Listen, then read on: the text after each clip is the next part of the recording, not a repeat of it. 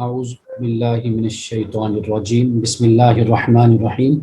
آج ہم اصول حدیث کی کلاس شروع کر رہے ہیں، اور اس میں جو کتاب ہم نے پڑھنی ہے یہ کتاب ہے نخبۃ الفکر، اور اس کتاب کے مصنف ہیں امام ابن حجر عسقلانی۔ ابن حجر کے نام سے یہ مشہور ہیں، لیکن ان کا نام ہے احمد بن علی۔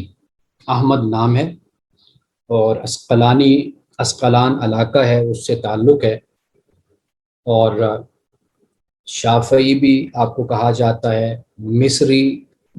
مصر سے تعلق ہے، اور مصر میں ہی اس وقت آپ مدفون ہیں۔ تو مصر میں آپ مدفون ہیں، اور آپ دفن ہیں امام شافعی اور شیخ مسلم کی قبروں کے درمیان آپ کو جگہ ملی، اور مصر کا ایک بڑا مشہور قبرستان ہے غالباً الصغریٰ، اس میں آپ مدفون ہیں۔ تو ان کی یہ کتاب ہے نخبۃ الفکر، اور یہ شرح جو اس وقت آپ کے سامنے آ رہی ہے اسکرین پر، یہ بھی انہی کی ہے، چونکہ انہوں نے پہلے کتاب لکھی ہے نخبۃ الفکر فی مصطلحات اہل الاثر، پھر اس کے بعد انہوں نے اس کی شرح لکھی ہے، اور شرحیں بہت زیادہ لکھی گئی ہیں۔ چونکہ یہ کتاب بہت مختصر ہے، یعنی اس میں اجمال ہے، اختصار ہے، لیکن ایسے ہے کہ جیسے سمندر کو کوزے میں بند کر دیا گیا ہے۔ تو پھر آپ نے ابن حجر جو لفظ ہے ان کے نام کے ساتھ حجر، حقیقت یہ آل حجر سے ان کا تعلق ہے۔ آل حجر ایک بڑا خاندان، علمی خاندان گزرا ہے، اور اسی کے آپ فرد ہیں، تو ابن الحجر آپ کو کہا گیا، حجر کے بیٹے کہہ لیں، حجر والے، تو اس لیے ابن الحجر آپ مشہور ہوئے۔ نام آپ کا احمد بن علی عسقلانی، مصری، شافعی اس لیے کہا گیا کہ آپ امام شافعی کے مقلد تھے، یعنی مذہب شافعی کے، اور بڑی یعنی وسعت اس حوالے سے ہمیں نظر آتی ہے۔ اگر ہم اپنے اسلاف کا مطالعہ کریں، اہل علم کا، علماء کا، فقہاء کا، محدثین کا، آپ شیخ عبد القادر جیلانی رحمۃ اللہ علیہ کو جانتے ہیں، وہ حنبلی فقہ کو فالو کرنے والے تھے۔ تو اس طرح کا تعصب اب جا کر پیدا ہوا فرقوں کے حوالے سے یا فقوں کے حوالے سے، لیکن پہلے یہی صورتحال تھی کہ اگر ایک شخص تصوف میں اگر مہارت رکھتا ہے، صوفی ہے، تو کسی نے یہ نہیں دیکھا کہ بھئی یہ حنفی فقہ کو فالو کرتے ہیں یا شافعی کو یا حنبلی کو یا مالکی کو۔ انہوں نے بس اس علم کی بنیاد پر جس میں ان کا نام تھا، ان کی شہرت تھی، ان کی عزت تھی، اور ان کا مقام و مرتبہ تھا، اس بنیاد پر ان سے اکتساب فیض کیا۔ لیکن بدقسمتی سے اب یہ صورتحال ہمارے ہاں بنی ہے کہ اگر کسی کا عنوان کوئی مسلک یا فقہ یا فرقہ بن جائے، تو ہم گویا کہ اس کے پاس بیٹھنا، اس کی کتابیں پڑھنا، اس سے سیکھنا، ہم اس کو نعوذ باللہ گناہ خیال کرتے ہیں۔ یہ تنگ نظری، یہ تعصب اب ہمارے ہاں یہ پیدا ہوا ہے۔ تو آج پہلی کلاس ہے، تو پہلے تو میں یہ چاہتا ہوں کہ میں ابن حجر عسقلانی کا مختصر تعارف آپ سے کروا دوں، اور دوسرے نمبر پہ ہماری کلاس کا طریقہ یہ ہوگا کہ چونکہ جیسے میں نے آپ کو بتایا کہ یہ کتاب بہت مختصر کتاب ہے، اتنی مختصر ہے کہ خود ابن حجر نے بھی اس کی پھر شرح لکھی، تو اس لیے کوزے کو سمندر میں بند کیا گیا، اور عام آدمی علماء کے لیے بھی سمجھنا بہت مشکل ہو جاتا ہے ان کی عبارت کو، تحریر کو۔ تو اس لیے میں نے یہ سوچا کہ جو بحث یہ آنے والے صفحات میں کریں گے، میں سبکن پہلے آپ کو اردو میں آسان طریقے سے وہ سمجھاؤں گا، اور پھر اس کے بعد ہم ان کی عبارت کو پڑھیں گے، عبارت سے پھر وہ مسئلہ حل ہو جائے گا۔ تو اس طرح ہمیں دو تین فائدے ہو جائیں گے، ایک تیر سے دو شکار، کہ عبارت بھی پڑھتے جائیں گے، اور ساتھ ساتھ پہلے جو مسئلہ ڈسکس ہوگا آنے والے صفحات میں، وہ ہم پہلے اس کو پڑھ لیں گے، اس کو بیان کر دیں گے، اس کی وضاحت کر دیں گے۔ یعنی مثال کے طور پر آج تو ہم ایک تو ان کا تعارف پڑھ لیتے ہیں، دوسرا خطبہ پڑھ لیں گے جو آج ان کی کتاب میں، یعنی جو پہلا جس سے کتاب شروع ہوتی ہے وہ خطبہ پڑھ لیں گے، اور پھر اگر وقت ہوا تو پھر چند اصطلاحات آپ کہہ لیجئے جو حدیث سے متعلق ہیں، اصول حدیث سے، ان کی چند کی میں وضاحت کر دوں گا۔ یعنی مثال کے طور پر یہ آغاز اس سے کرتے ہیں کہ خبر جو روایت ہوتی ہے یا تو وہ دو سے، یعنی اتنے کثیر لوگوں سے ہوتی ہے کہ جن کا جھوٹ پر جمع ہونا محال ہوتا ہے، وہ متواتر کہلاتی ہے۔ اور پھر اس کے بعد دو ہیں یا دو سے زیادہ روایت کرنے والے ہیں یا دو سے بھی کم ہیں، ایک روایت کرنے والا ہے، تو وہ پھر مشہور حدیث ہو جاتی ہے۔ پھر ایک حدیث خبر آحاد سے تعلق رکھتی ہے، پھر غریب ہے، پھر مقبول ہے، ایسی بہت سی اقسام۔ یہ صرف یعنی یوں کہہ لیجئے کہ دو تین لائنوں کے اندر یہ ساری اقسام کو بیان کر دیتے ہیں۔ تو اس لیے میں یہ چاہوں گا کہ اگر وقت ہمارے پاس ہوا تو میں ان چند اقسام کو بیان کروں گا، اور پھر اگلی کلاس میں ہم پھر ان کی عبارت کو پڑھیں گے۔ تو اس لیے سب سے پہلے تو میں مختصر تعارف، جیسے میں نے آپ کو بتایا کہ احمد بن علی عسقلانی شافعی مصری یہ ان کا نام ہے، اور علم کے حصول کے لیے مختلف ممالک میں انہوں نے بڑا سفر کیا اور بہت سالوں تک سفر کیا، جہاں تک ہو سکا۔ کوئی حدیث سے تعلق ہے، کسی کا قرآن سے تعلق ہے، کوئی فقہ سے تعلق رکھتا ہے، تو انہوں نے اس کی مہارت علوم کی حاصل کی۔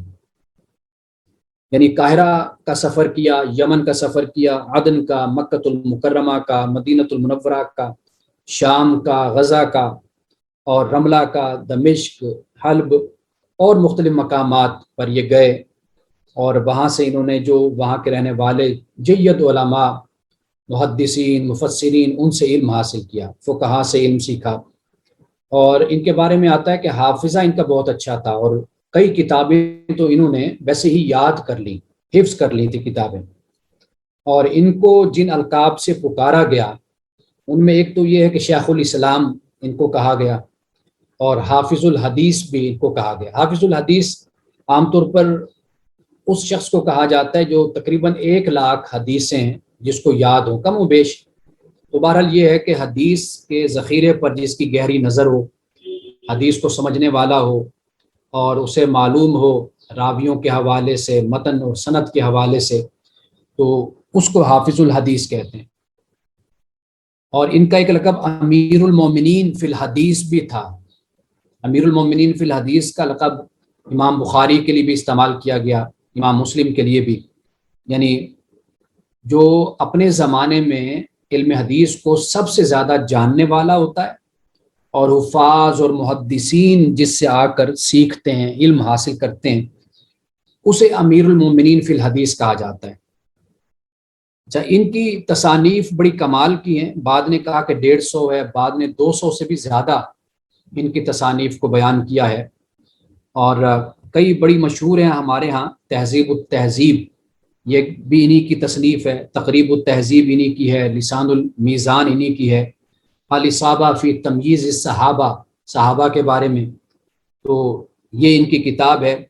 اور مختلف نزہۃ النظر فی توضیح نخبۃ الفکر، جیسے میں نے ابھی آپ کو بتایا کہ اپنی ہی نخبۃ الفکر جو کتاب ہے اس کی شرح انہوں نے لکھی، یہاں نام سامنے آ رہا ہے، نزہۃ النظر للامام الحافظ احمد بن علی بن حجر العسقلانی۔ انہوں نے شرح النخبہ، نخبۃ الفکر کی انہوں نے شرح لکھی، اپنی ہی کتاب کی انہوں نے شرح لکھی۔ اچھا، کمال کی بات یہ ہے کہ ان کے صاحبزادے بھی بہت بڑے عالم تھے، جن کا نام آتا ہے ابو المعالی محمد بدر الدین۔ انہوں نے اپنے والد کی یہی کتاب جو نخبۃ الفکر ہے، اس کی شرح انہوں نے یعنی بیٹے نے بھی لکھی، اور اس کا نام رکھا نتیجۃ النظر فی شرح نخبۃ الفکر۔ یہ بیٹے نے اپنے باپ کی کتاب کی، والد کی کتاب کی شرح لکھی۔ اور درس و تدریس کا سلسلہ بہت انہوں نے پھیلایا، یعنی ایک تو اللہ سبحانہ و تعالیٰ کی طرف سے علم بڑا عطا کیا گیا، شوق بھی رکھنے والے تھے، قرآن کے حافظ تھے، 9 سال کی عمر تک قرآن حفظ کر لیا تھا۔ اور پھر اس کے ساتھ کئی فقہا کی کتابیں حفظ کر لی تھیں، اور فقہ شافعی کو فالو کرنے والے تھے، اور جہاں پر بھی جاتے اور جس جگہ بیٹھتے، مختلف یونیورسٹیز آپ کہہ لیجئے، جامعات انہوں نے پڑھایا۔ یہ اب تو ایسی مجلسیں ہماری ویران ہو گئی اور ختم ہو گئی، اب رجحان ایسا نہیں ہے، لیکن پہلے حج کے موقع پر بڑے بڑے لوگ وہاں پر جاتے تھے، انہیں معلوم ہوتا تھا کہ حج کے موقع پر ائمہ، فقہا، محدثین، مفسرین آئیں گے، ان کی مجلس میں، محفل میں ہم بیٹھیں گے۔ جیسے میں نے ایک دفعہ ذکر کیا تھا حضرت عائشہ صدیقہ رضی اللہ تعالیٰ عنہا کا، کہ حج کے موقع پر عرفات میں سب سے بڑا خیمہ حضرت عائشہ صدیقہ کا ہوتا تھا، اور آپ لوگوں سے کہتے تھے کہ بھئی تم اپنی ماں سے جس طرح اپنی بات کرتے ہو نا، اپنے مسئلے شیئر کرتے ہو اپنی والدہ کے ساتھ، اسی طرح میرے ساتھ بھی تم اپنے مسئلے شیئر کرو، یعنی اس معاملے میں کسی قسم کی ہیزیٹیشن اور ہچکچاہٹ محسوس نہ کرو، میں تمہاری ماں ہوں، والدہ ہوں، تم مجھ سے جو مسئلہ پوچھنا چاہتے ہو تو مجھ سے پوچھو۔ تو آپ کے خیمے پہ رش ہوتا تھا، لوگ آپ کی خدمت میں حاضر ہوتے، دین آپ سے سیکھتے تھے۔ تو یہ صحابہ اور رسول اللہ صلی اللہ علیہ وسلم کا جو ایک فیض تھا اور ایک صحبت کا اثر تھا مجلس کا، وہ پھر صحابہ کے بعد تابعین، پھر تبع تابعین، پھر یہ سلسلہ چلتا رہا۔ تو اس طرح امام ابن حجر اسقلانی کا بھی پتہ چلتا تو مختلف شہروں میں، ممالک میں، جہاں پر بھی آپ کا جانا ہوتا تھا تو لوگ آ کر آپ سے علم حاصل کرتے تھے۔ اور آپ کا جنازہ ہوا تو کہا جاتا ہے کہ مصر کا سب سے بڑا وہ جنازہ تھا اس وقت کا، کہ آپ کی وفات ہوئی، اور ایک عالم کی وفات، جیسے وہ عربی زبان میں کہتے ہیں موت العالم موت العالم، کہ عالم کی موت در حقیقت عالم کی موت ہوتی ہے، کہ جب ایک عالم دنیا سے رخصت ہوتا ہے تو شاگرد، فیضیاب ہونے والے، سیکھنے والے، وہ محروم ہو جاتے ہیں ایک شخصیت سے۔ دوبارہ یہ فانی دنیا ہے، غالباً کوئی 80 سال کے قریب آپ کی زندگی تھی کہ جب آپ کی وفات ہوئی، یعنی پیدائش ہے آپ کی 1372 کی، اور آپ کی وفات ہے 1449 کی، یہ آپ کی وفات ہے۔ تو یہ حضرت احمد بن علی اسقلانی رحمۃ اللہ تعالی علیہ کا ایک مختصر تعارف ہے۔ اب اس کے بعد ہم خطبہ پڑھتے ہیں، اور میرے سامنے انہی کی شرح ہے جو آپ کے پاس اس ٹائم، نزہۃ النظر شرح نخبۃ الفکر، لیکن چونکہ یہ ساری شرح ہے تو میں صرف متن پڑھوں گا، شرح نہیں پڑھوں گا۔ اور اگر آپ اس پیج پر آ جائیں، بسم اللہ الرحمن الرحیم جو خطبہ ہے، تو وہاں پر ایک میرے پاس ہے 12 نمبر جی، لیکن یہ چونکہ کتاب دوسری ہے یا اس کا پرنٹ دوسرا ہے، تو اس لیے میں شروع کرتا ہوں، اور دیکھیے اگر وہاں جہاں سے اگر آپ کو مل جائے، وہ یہ ہے کہ الحمدللہ الذی لم یزل عالما قدیرا، کہ تمام تعریف اللہ کے لیے، الذی جو، لم یزل جو ہمیشہ سے، عالم قدیر ہے۔ یہ یعنی کہ یہ مختصر خطبہ، آگے پھر شرح ہے، حیا قیوما سمیعا بصیرا واشهد ان لا الہ الا اللہ وحدہ لا شریک لہ واکبرہ تکبیرا واشهد ان محمدا عبدہ ورسولہ۔ یہ پھر انہوں نے خود شرح کی ہے ابن حجر نے، لیکن میں یہاں پہ صرف متن کی عبارت پڑھ رہا ہوں کہ تمام تعریف اللہ کے لیے، الذی جو، لم یزل عالما قدیرا، کہ جو ہمیشہ سے عالم قدیر ہے۔ اچھا، اب اس کے بعد صلی اللہ علی سیدنا محمد الذی ارسلہ الی الناس کافۃ بشیرا ونذیرا وعلی آلہ وصحبہ وسلم تسلیما کثیرا کثیرا، یعنی صلاۃ و اللہ نے صلاۃ بھیجی اوپر ہمارے سردار محمد صلی اللہ علیہ وسلم کے، جسے الذی ارسلہ الی الناس، کہ بھیجا جسے لوگوں کی طرف، سب لوگوں کی طرف بشیر اور نذیر بنا کر، یا اے اللہ صلات بھیج اوپر سیدنا محمد کے کہ جسے، یا اللہ نے صلات بھیجی اوپر سیدنا محمد کے کہ جسے بھیجا لوگ، سب لوگوں کی طرف بشیر اور نذیر بنا کر، وعلی آلہ و صحبہ، اور آپ صلی اللہ علیہ وسلم کے آل اور اصحاب پر، اور وسلم تسلیما کثیرا کثیرا، اور سلام بھیج یا سلام بھیجا تسلیما کثیرا کثیرا، بہت زیادہ کثرت کے ساتھ سلام بھیجا۔ اچھا جی، اب اس کے بعد اما بعد فإن التصانیف فی اصطلاح اہل الحدیث قد کثرت، کہ بے شک تصانیف یعنی جو کتابیں لکھی گئیں اصول حدیث کی اصطلاح میں، اہل الحدیث کی اصطلاح میں حدیث کے متعلق بہت سی کتابیں لکھی گئیں۔ قد کثرت، تحقیق وہ بہت ہیں، وبسطت یعنی وہ تفصیل سے بھی لکھی گئی، واختصرت اور اختصار کے ساتھ بھی لکھی گئی۔ حدیث پر بہت سی کتابیں اصول حدیث سے متعلق، اصول حدیث کی اصطلاح سے متعلق بہت سی کتابیں لکھی گئیں، اور وبسطت تفصیل کے ساتھ لکھی گئیں، واختصرت اور اختصار کے ساتھ لکھی گئی۔ اچھا، یہ ابن حجر اسقلانی ہمیں بتا رہے ہیں کہ بہت سی کتابیں حدیث پر لکھی گئی، اور کئی ایسی کتابیں ہیں کہ جو بڑی تفصیل اور وضاحت کے ساتھ، شرح کے ساتھ لکھا گیا جنہیں، اور بعض ایسی ہیں کہ جو بڑی مختصر اختصار کے ساتھ لکھی گئی۔ اب آگے فرماتے ہیں کہ فسألنی، تو مجھ سے پوچھا، بعض الاخوان یعنی بعض اخوان بھائیوں نے، بعض بھائیوں نے مجھ سے کہا پوچھا، ان الخص لهم المہمہ من ذالک، کہ انہوں نے مجھے کہا کہ یہ جو اہم بحثیں ہیں یا اہم اصول ہیں، یہ آپ ان کا خلاصہ لکھ دیں، ان کا خلاصہ ان کے لیے بیان کر دیں۔ بعض بھائیوں کا یہ تقاضا تھا اور ان کا کہنا تھا کہ بھئی آپ کچھ ہمیں اس کے بارے میں جو اہم اصول اور قاعدہ اور ضوابط ہیں حدیث سے، اصول حدیث سے، وہ آپ ہمیں ان کا خلاصہ ہمیں آپ لکھ کر دے دیں۔ تو فرماتے ہیں کہ فَأَجَبْتُهُ إِلَىٰ سُؤَالِهِ، تو میں نے اس کے سوال کو، سوال ہی کا مرجع بعد ہے، بعد الاخوان، کہ بعد جو بھائی تھے، تو اس کے میں نے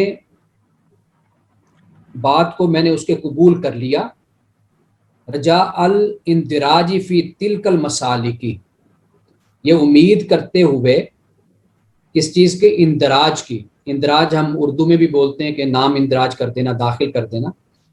فی تلک المسالک، تلکا یعنی ان، اور مسالکہ کا مطلب ہے مسلک کی جمع، مسالک راہیں جن پر انسان چلتا ہے اس کو مسلک کہتے ہیں۔ تو وہ کہتے ہیں کہ میں نے اپنے بھائی کے سوال کو میں نے قبول کر لیا، یہ امید کرتے ہوئے کہ میرا نام بھی، یعنی میں اندراج ہو جاؤں گا، میرا نام داخل ہو جائے گا ان راہوں میں، یعنی لوگوں کو جنہوں نے حدیث پر کام کیا، میرا بھی شمار ان میں ہو جائے گا، یعنی میں بھی دین کی خدمت کرنے والوں میں، دین کی اشاعت کرنے والوں میں، یا حدیث کی اشاعت اور حدیث کی خدمت کرنے والوں میں میرا بھی شمار ہو جائے گا۔ یہاں تک تو خطبہ ہے، دیکھیے کتنا مختصر خطبہ ہے، کہ وجہ بتا دی خطبے میں کہ آخر میں نے یہ کتاب کیوں لکھی، اس کے لکھنے کی وجہ کیا ہے۔ حدیث کی کتابیں تو پہلے ہی بہت سی لکھی گئیں، اور اگر آپ دیکھیں گے بہت سے محدثین نے اور بہت سے علماء نے بڑی تفصیل کے ساتھ ان کتابوں کو بیان کیا ہے کہ کیا حدیث کی کتابیں اب تک لکھی جا چکی ہیں، اصول حدیث کی۔ لیکن یہ بہت مختصر قاعدہ ہے، آپ کہہ لیجئے رسالہ ہے، جو علامہ ابن حجر اسقلانی نے لکھا ہے۔ اب اس کے بعد جو عبارت ہے، اب وہی عبارت جو مختصر میں نے آپ کو بتایا کہ وہ کیا اس میں اقسام بیان کرتے ہیں حدیث کی، متواتر ہے، مشہور ہے، مقبول ہے، اور مستفیض ہے۔ مشہور ہے، مستفیض ایک ہی معنی میں استعمال کرتے ہیں، بعد اس میں فرق کرتے ہیں، اور اسی طرح غریب ہے، مردود ہے۔ لیکن میں یہاں سے پڑھنے کے بجائے اب میں چاہوں گا کہ میں تھوڑا سا آپ کو اس کے بارے میں بتاؤں، اور یہ عبارت ہم آئندہ کلاس کے لیے رکھتے ہیں جو ابن حجر اسقلانی نے جو لکھی ہے، وہ ہم بعد میں پڑھتے ہیں آئندہ کلاس کے لیے۔ اب میں مختصر آپ کو کچھ تعارف، بنیادی باتیں میں آپ کو بتاتا چلوں۔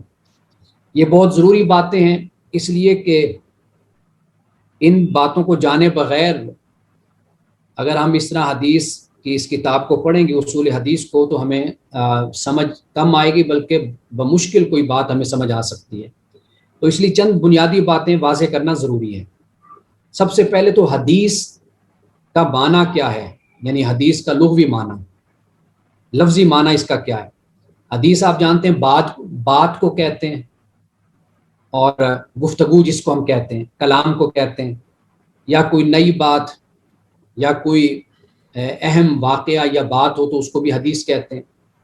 جیسے رسول اللہ کی ایک حدیث ہے، قول ہے آپ کا، خیر الحدیث کتاب اللہ، کہ بہترین بات کون سی ہے؟ اللہ کی کتاب ہے، اللہ کی بات ہے جو اللہ نے اپنی کتاب میں لکھی ہے۔ تو یہاں پر آپ دیکھیں کہ حدیث کا لفظ استعمال ہوا، تو اس سے کیا مطلب؟ یعنی حدیث سے مطلب بات، سب سے بہترین بات کون سی ہے؟ بہترین بات اللہ کی بات ہے، اللہ کی کتاب ہے۔ اچھا، اب اس کا جو اصطلاحی معنی ہے، اصطلاحی معنی ایک تو ہے، مختلف تعریفات اس کی گئی ہیں حدیث کی۔ ایک تو تعریف یہ کہ ہوا علم یعرف به اقوال رسول اللہ صلی اللہ علیہ وسلم وافعالہ واحوالہ، یعنی حدیث، یعنی اصول حدیث یا حدیث، یہ وہ علم ہے کہ جس کے ذریعے سے رسول اللہ کے اقوال کو جانا جاتا ہے، آپ کے افعال کو اور آپ کے احوال کو۔ یعنی ہمیں معلوم ہوتا ہے رسول اللہ صلی اللہ علیہ وسلم کے اقوال کے بارے میں، آپ کے افعال کے بارے میں، اور آپ کے احوال کے بارے میں۔ اور اسی طرح لیکن آپ ان تعریفات کو ضرور مد نظر رکھیے اور سمجھنے کی کوشش کیجئے کہ یہ تعریفات کہتی کیا ہیں، کس طرح حدیث کو بیان کرتی ہیں، علم الحدیث کو کس طرح بیان کرتی ہیں۔ اچھا، ایک تعریف توجیہ النظر میں علامہ طاہر الجزائری ہیں، ایک عالم ہیں، یہ کہتے ہیں کہ حدیث سے مراد کیا ہے؟ اقوال النبی صلی اللہ علیہ وسلم، رسول اللہ کے اقوال ہیں، وافعالہ، اور آپ کے افعال ہیں، ویدخل فی افعال تقریرہ، اور اس میں آپ کے افعال میں تقریر بھی شامل ہے، کسی بات کی تصدیق، یعنی رسول اللہ کے سامنے کوئی عمل کیا گیا لیکن آپ نے خاموشی اختیار کی، تو اس کو بھی، یعنی اس کو تقریری کہا جاتا ہے، حدیث تقریری کہہ لیں۔ تو یہ رسول اللہ صلی اللہ علیہ وسلم کی حدیث کے متعلق علامہ طاہر الجزائری۔ اچھا، ان کے جو آخری الفاظ ہیں وہ یہ کہ وَهَذَا التَّعْرِيفُ هُوَ الْمَشْهُورُ عِنْدَ عُلَمَاءِ الْحَدِيثِ، کہ علماء حدیث کے نزدیک یہ تعریف مشہور ہے جو میں نے ابھی آپ کو بتائی، کہ رسول اللہ کے اقوال اور آپ کے افعال، اور اس میں تقریر بھی شامل ہو گئی آپ کے افعال میں۔ اچھا، ایک اور تعریف ہے جو بڑی مشہور ہے، ما اضیف الی النبی صلی اللہ علیہ وسلم من قول او فعل او تقریر او صفت، کہ رسول اللہ صلی اللہ علیہ وسلم کی طرف اضافت کی جاتی ہے، قول کی، فعل کی، تقریر کی یا صفت کی، وہ حدیث اضافت کی جاتی ہے نبی صلی اللہ علیہ وسلم کی طرف، یعنی کوئی صحابی، کوئی راوی اس کو بیان کرتا ہے کہ رسول اللہ صلی اللہ علیہ وسلم نے یہ فرمایا، کسی قول کی نسبت، اضافت رسول اللہ کی طرف کس نے کی؟ راوی نے کی۔ اس لیے آپ یہ دیکھیے کہ قال رسول اللہ، یعنی قال انس بن مالک، قال ابو ہریرہ، یا پھر پوری سند کے ساتھ بیان کرتے ہیں، تبع تابعی سے کسی نے بیان کیا، اس نے سنا، تبع تابعی نے سنا تابعی سے، تابعی نے سنا صحابی سے، صحابی نے سنا رسول اللہ صلی اللہ علیہ وسلم سے، یا صحابی نے کسی اور سے سن لیا، انہوں نے پھر آگے رسول اللہ سے سنا۔ تو یہ یعنی اسے ہم حدیث کہتے ہیں. یہ ان الفاظ پر توجہ رکھنی ہے کہ ما اضیف الی النبی، کہ رسول اللہ کی طرف جس کی نسبت کی گئی. اچھا، اب ابن حجر اسقلانی نے خبر کا لفظ یعنی خطبہ کے بعد جو پہلا لفظ استعمال کیا وہ الخبر ہے، یعنی الحدیث نہیں کہا، الاثر نہیں کہا، الخبر کہا. اچھا، اب یہ جو خبر ہے یہ عام ہے، اس کو حدیث رسول صلی اللہ علیہ وسلم کے لیے بھی استعمال کرتے ہیں اور غیر حدیث کے لیے بھی، یعنی رسول اللہ صلی اللہ علیہ وسلم کی طرف منقول ہو سکتی ہے بات، اس کو بھی خبر کہتے ہیں، اور خبر جو رسول اللہ کی طرف منسوب نہیں ہوتی اس کو بھی خبر کہتے ہیں. خبر ایک اطلاع ہے، جیسے علم بلاغت میں یحتمل الصدق والکذب کہا جاتا ہے. خبر وہ ہوتی ہے کہ جو صدق اور کذب دونوں کا احتمال رکھتی ہے، یہ خبر کہلاتی ہے. اور یعنی انشاء اس کو کہتے ہیں جس میں صدق اور کذب نہیں ہوتا. انشاء سے مراد یہ کہ جیسے آپ نے حکم دیا، آپ نے کہا پانی پلاؤ یا آپ نے کہا نماز پڑھو. اب اس میں تو سچ اور جھوٹ ہونے کی تو کوئی بات نہیں ہے نا. سچ اور جھوٹ کی بات تو وہ ہوتی ہے نا جو پہلے کچھ ہوا پھر اس کی اطلاع آپ تک پہنچتی ہے تو پھر آپ اس کی تصدیق کرتے ہیں یا آپ اس کو تصدیق اس کی نہیں کرتے، آپ کہتے ہیں یہ غلط بات ہے یا آپ کہتے ہیں یہ صحیح بات ہے. تو خبر بھی کہا جاتا ہے حدیث کے لیے یہ لفظ.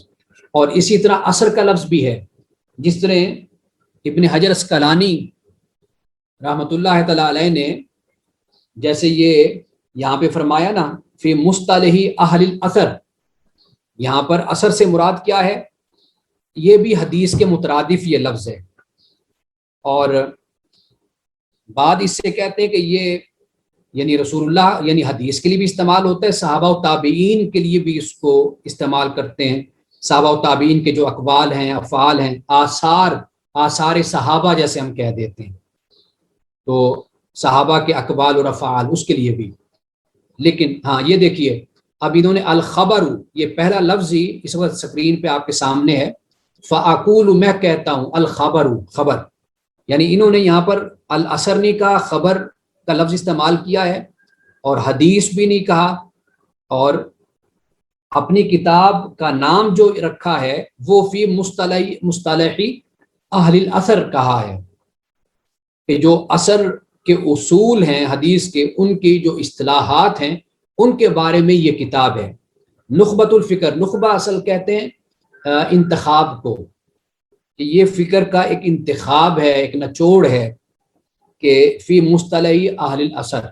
تو اب آپ یہاں دیکھیے کہ کتاب کے نام میں اثر کا لفظ استعمال کیا، تو گویا کہ سمجھ ہی آتی ہے کہ ان کے نزدیک یہ مشترکہ لفظ ہے، اور اس میں ممکن ہے کہ صحابہ کے افعال اور اقوال کو بھی بحث میں لایا جائے، گفتگو کی جائے، تو اس لیے اثر کا لفظ استعمال کیا. اچھا، علم المصطلح جیسے انہوں نے استعمال کیا فی مصطلح اہل الاثر، یہ مصطلح کیا ہے اس کو بھی تھوڑا سا میں واضح کرتا چلوں کہ جس کے اصولوں اور قواعد و ضوابط کی بنیاد پر، یعنی یہ وہ علم ہوتا ہے کہ جس کے اصول اور قواعد و ضوابط کی بنیاد پر کسی حدیث کو قبول کیا جاتا ہے یا مسترد کیا جاتا ہے. اور قبول یا مسترد کیسے کیا جاتا ہے؟ اس کی سند اور متن کو جانچ کر اور پرکھ کر کیا جاتا ہے.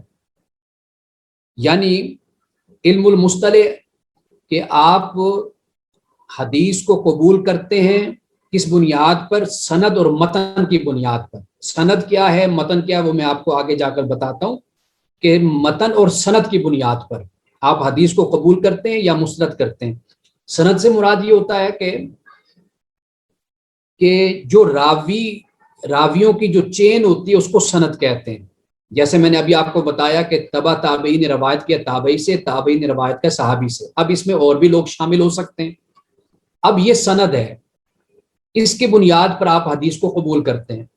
آپ کہتے ہیں کہ فلاں نے روایت کیا، یہ حدیث کے جو اصول طے شدہ اصول ہیں ان پر یہ پورا اترتا ہے، یعنی یہ حافظے میں بھی اچھا ہے، ضبط میں بھی اچھا ہے، کردار میں بھی اچھا ہے. وہ چند وہ اور خوبیاں ہیں جنہیں محدثین نے بیان کیا، یہ ان کے معیار پر پورا اترتے ہیں، تو لہٰذا ان سے اس حدیث کو ہم قبول کرتے ہیں.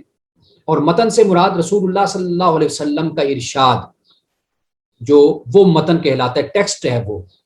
تو اب اس ٹیکسٹ کو بھی دیکھنا ہوتا ہے کہ آیا کہ وہ بھی درایت کے معیار پہ پورا اتر رہا ہے یا نہیں اتر رہا. درایت یعنی مراد یہ ہے کہ مثال کے طور پر ایک میں مثال اکثر دیا کرتا ہوں کہ اگر کوئی حدیث کہے جی کہ رسول اللہ نے فرمایا کہ 14 اگست کو پاکستان بنے گا، تو واضح بات ہے کہ یہ بات بالکل عقل کے خلاف ہے، اس کو کیسے تسلیم کیا جا سکتا ہے؟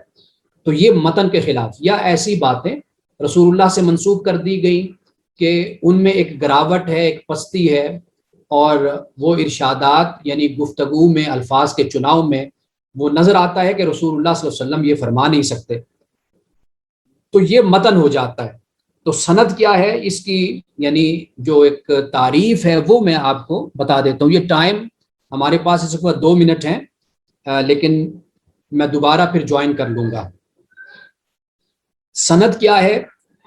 وہ ہے کہ سمیہ کذالک لأن الحدیث یستند الیہ ویعتمد علیہ، جس پر اعتماد کیا جاتا ہے. یہ اس کا آپ یوں کہہ لیجئے کہ لغوی معنی ہو گیا سہارا، یا جس پر اعتماد کیا جائے تو اس کو سند کہتے ہیں. اب سند کو سند کیوں کہتے ہیں؟ کہ متن کا اعتماد اور سہارا اسی پر ہوتا ہے. متن کا اعتماد اور سہارا اسی پر ہوتا ہے. اصطلاحی تعریف کیا ہے؟ جیسے میں نے ابھی آپ کو اردو میں تو بتا دی، لیکن عربی میں بھی سن لیجئے. وہ یہ ہے کہ سلسلۃ الرجال الموصلۃ للمتن، راویوں کے اس سلسلے کو جو متن تک پہنچا دے سند کہتے ہیں. یعنی میرے دور سے ایک راوی ہے اور وہ راوی چل رہا ہے رسول اللہ صلی اللہ علیہ وسلم کے زمانے تک. اب یہاں سے راوی شروع ہوتے ہوتے کہاں پہنچا؟ رسول اللہ صلی اللہ علیہ وسلم تک، یعنی آپ کے قول تک پہنچ گیا، متن تک پہنچ گیا. تو یہ جتنا سلسلہ ہوگا سلسلۃ الرجال، افراد کا سلسلہ، الموصلہ جو پہنچانے والا ہے، پہنچنے والا ہے کہاں؟ للمتن، متن تک. تو اس کو اصطلاحی تعریف میں ہم کہتے ہیں کہ یہ سند ہے. اچھا، سند کے لیے ہی طریق کا لفظ بھی استعمال کیا جاتا ہے. اب یہ دیکھیے کہ الخبر اما یکون لہ طرق، طرق جمع ہے طریق کی، اور طریق کا لفظ بھی استعمال کرتے ہیں اور سند کا لفظ بھی استعمال کرتے ہیں. یہاں پر ابن حجر نے طرق کا لفظ استعمال کیا، اسناد کا لفظ نہیں استعمال کیا. تو یہ بھی ذہن میں رکھ لیجئے کہ سند بہت اہم ہے، اور اسی سے پھر علم الاسناد وجود میں آ گیا کہ پھر حدیث کی جانچ پڑتال پرکھ کیسے کرنی ہے، کیا شرائط ہیں، کیا اس کا کرائیٹیریا ہے. اس کے لیے پورا ایک علم وجود میں آ گیا جسے علم الاسناد کہا گیا. وہ اسناد دوسرا ہے، یہ سند اور اسناد یہ دوسرا ہے. سند کی جمع اسناد ہوتی ہے. تو سند میں نے آپ کو بتا دی. اور رسول اللہ کے دور میں تو حدیث کو بیان کر دیا جاتا تھا، لیکن بعد ادوار میں پھر اس پر ذرا سختی برتی گئی. یعنی جو کسی کے سامنے حدیث کو بیان کرتا تھا وہ پوچھا کرتا تھا کہ جی بتاؤ یہ تم نے کس سے سنی، اس نے کس سے سنی.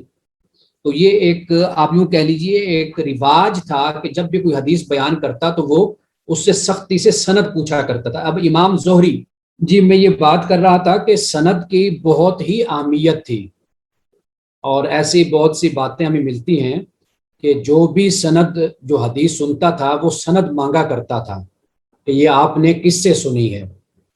امام زہری رحمۃ اللہ تعالی علیہ، آپ بھی ایک بڑے محدث اور اصول حدیث کے ماہر عالم تھے.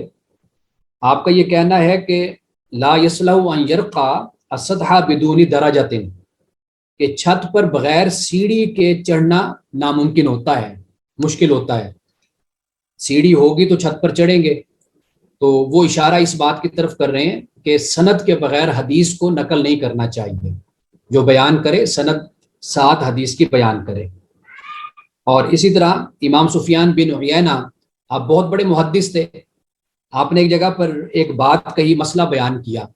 وہ مسئلہ یہ تھا کہ مثال کے طور پر حج کرنے والی عورت ہے، اگر اس کے وہ مخصوص ایام آ جاتے ہیں اور اس نے یعنی طواف سے پہلے حج کرنے والی خاتون ہے، حج کے ارادے سے آئی ہے، لیکن اس کے مخصوص ایام شروع ہو جاتے ہیں، تو اب کیا کرے گی وہ؟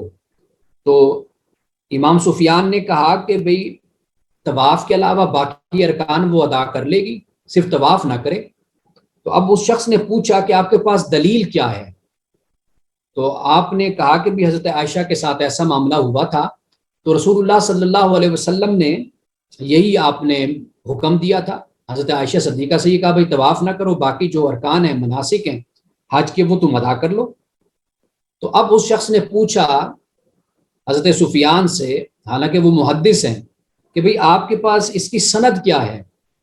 آپ نے پھر سند کو بیان کیا، فرمایا حدثنی عبد الرحمن بن قاسم، کہ مجھے عبد الرحمن بن قاسم نے بتایا، اور عبد الرحمن بن قاسم عن ابیہ، انہوں نے پھر اپنے باپ سے یہ بات سنی، وہ ان سے روایت کرتے ہیں، اور باپ کس سے روایت کرتے ہیں؟ عن عائشہ تا، حضرت عائشہ صدیقہ رضی اللہ تعالیٰ عنہا سے والد نے روایت کیا، اور واضح بات ہے حضرت عائشہ صدیقہ نے اس مسئلے کو پھر بیان کیا ہوگا آپ نے، کہ رسول اللہ صلی اللہ علیہ وسلم نے مجھے اس صورتحال میں یہ رہنمائی آپ نے عطا فرمائی تھی۔ تو یہ کہنے کا مقصد یہ ہے کہ سند سے پھر ایک پورا علم الاسناد وجود میں آیا، جس طرح حدیث کے اصول پر ایک علم وجود میں آیا، اور اسی طرح اسماء الرجال، علم اسماء الرجال جس کے ماہر ابن حجر اسقلانی بھی تھے، اور ان کی بہت سی کتابیں اس پر موجود ہیں، کہ ایک ایک فرد پر بحث کرنا، اس کے ماضی کو، اس کے حال کو، اس کے علم کو، اس کی فقاہت کو، اس کے کردار کو، اس کے اخلاق کو، اس کی سیرت کو، ہر چیز کو، اس کی زندگی کے مختلف پہلوؤں کو بیان کرنا، کہ آیا کہ یہ اس قابل ہے کہ اس سے حدیث لی جائے یا اس کی حدیث کو قبول کیا جائے، تو وہ علم اسماء الرجال بن جاتا ہے۔ تو ایک اور حوالہ یہاں پر بیان کرتا چلوں علامہ مدائنی کے حوالے سے، کہ وہ کہتے ہیں کہ ایک شخص نے ایک صاحب کو حدیث روایت کرتے ہوئے سنا، تو کہا کہ بھئی بغیر نقیل و لگام کے تم اسے ایسے ہی چھوڑ رہے ہو؟ نقیل اور لگام، نقیل اور لگام کے بغیر تم اس کو ایسے ہی چھوڑ رہے ہو؟ مطلب یہ کہ حدیث تم بیان کر رہے ہو، لیکن اس حدیث کی سند کو تم ضرور بیان کرو۔ اب یہ یعنی بات جہاں تک پہنچی کہ ایک تو امام ابن حجر اسقلانی نے خبر کا لفظ استعمال کیا یہاں پر، یہ میں نے آپ کو وضاحت کے ساتھ بتا دیا کہ خبر سے مراد کیا ہے، یہ حدیث کے مترادف لفظ ہے، اس کو استعمال کیا جاتا ہے، اور اسی طرح طرق کا لفظ استعمال کیا، یا اسناد کہہ لیجیے یا سند کہہ لیجیے، یہ بھی میں نے آپ کو بتا دیا کہ سند سے وہ مراد طرق اور سند ایک ہی طرح کا، طریق اور سند ایک ہی لفظ ہے، مترادف ہے ایک دوسرے کے۔ اور اسی طرح میں نے آپ کو وضاحت کے ساتھ بتا دیا۔ اب آگے جو بحث ہے، میں یہ چاہوں گا کہ یہاں سے ہم آئندہ کلاس میں شروع کریں، اور زوم کا آئی ڈی ہم چینج کر دیں گے، عثمان صاحب کا جو ہے وہ میں لنک ان سے لے لوں گا، تو آپ تمام کو میں شیئر کر دوں گا۔ تو اگلی جو ہماری گفتگو ہوگی، کلاس ہوگی، وہ میں سب سے پہلے تو آپ کو، جیسے ابھی میں نے آپ کو خبر اور طرق کا بتا دیا، اور اس کے علاوہ میں نے آپ کو حدیث کا اور اثر کا، اور اس کے علاوہ چند اور تعریفات میں نے واضح کر دی۔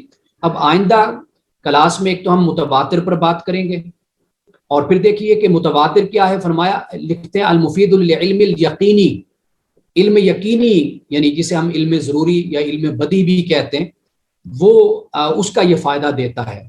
اچھا، پھر ثانی کیا ہے، دوسری قسم، وہ المشہور ہے، وہ المستفیض، وہ مستفیض بھی کہلاتی ہے۔ اب مشہور اور مستفیض میں فرق بھی ہے، اور اب ایک میں اصطلاح بولتا ہوں، وہ ہے عموم خصوص من وجہ، یہ علماء نے کہا کہ ان میں یہ نسبت ہے، وہ میں آپ کو اگلی کلاس میں بالکل واضح کر کے اور آسان طریقے سے انشاءاللہ میں آپ کو بتاؤں گا۔ اور اس طرح تیسری قسم العزیز، یہ بھی حدیث کی قسم ہے عزیز، اور اس سے آگے پھر چوتھی قسم یہاں پر انہوں نے لکھی غریب۔ اچھا، یہ بیان کرنے کے بعد وَكُلُّهَا سِوَى الْأَوَّلِ آحاد، اب دیکھیے کیا فرماتے ہیں کہ پہلی قسم متواتر، بس اس کے علاوہ باقی سب کے سب خبر آحاد ہیں، اخبار آحاد ہیں، اور پھر ان میں مقبول اور مردود یہ سب کی سب شامل ہو جاتی ہیں۔ تو انشاءاللہ تعالیٰ آپ یوں سمجھیے کہ آج ہم نے شروع میں جو یہ بیان کیا فَأَقُولُ الْخَبَرُ، بس میں نے آج آپ کو خبر کا بتا دیا، یوں آپ سمجھ لیجئے، اور آئندہ اور طرق کا میں نے آپ کو بتا دیا۔ اب آئندہ میں اس عبارت کے ساتھ آپ کو، یعنی عبارت بعد میں پڑھیں گے، لیکن پہلے میں ان ساری قسموں کو بیان کر دوں گا، تاکہ اردو میں اور آسانی کے ساتھ، تاکہ آپ ان کو دیکھیں نا. اب انہوں نے صرف اتنا کہہ دیا اما یکون لہ طرق بلا عدد معین او ما حسن بما فوق الاثنین او بہما او بواحد. اب یہ انہوں نے ساری کی ساری قسمیں یہ 2 لائنوں میں بند کر دی، تو یہ سمجھنا مشکل ہو جاتا ہے. تو لہٰذا میں آئندہ کلاس میں ان کو تفصیل سے بیان کروں گا، اور پھر اس کے بعد میں اس عبارت کو پڑھوں گا، تو پھر آپ کے لیے آسان ہو جائے گا. تو انشاءاللہ تعالی آئندہ کلاس بھی ہم ہفتے کو ہی رکھتے ہیں 6 بجے، اور آئی ڈی ہم استعمال کریں گے عثمان صاحب کے. تو ہم جلدی آئی ڈی شیئر بھی کر دیں گے، اگر کوئی مزید آپ کی طرف سے کوئی شریک ہونا چاہے تو وہ اس پہ شریک ہو سکتا ہے. ٹھیک ہے جی، انشاءاللہ اگلے ہفتے ملاقات ہوگی. السلام علیکم ورحمۃ اللہ. وعلیکم السلام.